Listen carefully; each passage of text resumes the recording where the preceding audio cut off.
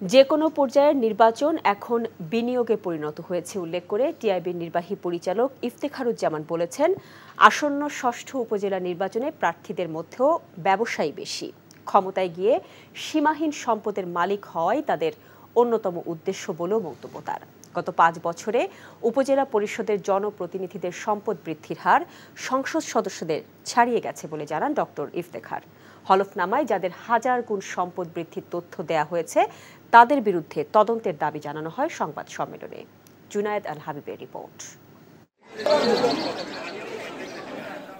আগামী ৮ মে অনুষ্ঠিত হবে ষষ্ঠ উপজেলা নির্বাচনের প্রথম ধাপ।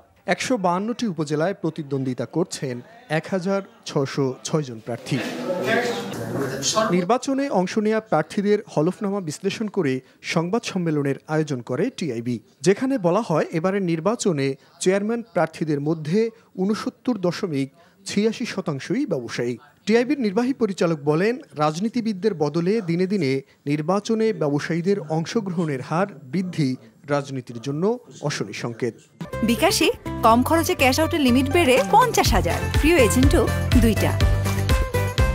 এই যে ব্যবসায়ীরা মূল পেশাকে বাদ দিয়ে যে রাজনীতিতে ঢুকছেন, তারা কি সুস্থ, তারা কি যথাযথ রাজনৈতিক প্রক্রিয়ার মাধ্যমে ঢুকছেন?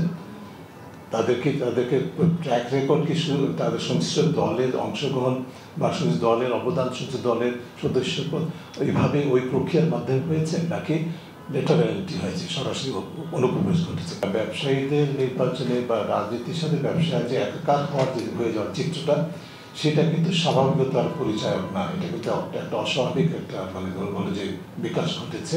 এদিকে গত ৫ বছরে জনপ্রতিনিধিদের সম্পদ অবিশ্বাস্য হারে বেড়েছে উল্লেখ করে ডক্টর ইফতেখার বলেন, নির্বাচন এখন বিনিয়োগে পরিণত হয়েছে। এখানে কিন্তু সার্বিকভাবে দলীয় স্বার্থটাই প্রাধান্য পাচ্ছে বা নির্বাচনী রাজনৈতিক আদর্শ প্রাধান্য পাচ্ছে, সেটা কিন্তু বলার মতো আর সুযোগ নেই।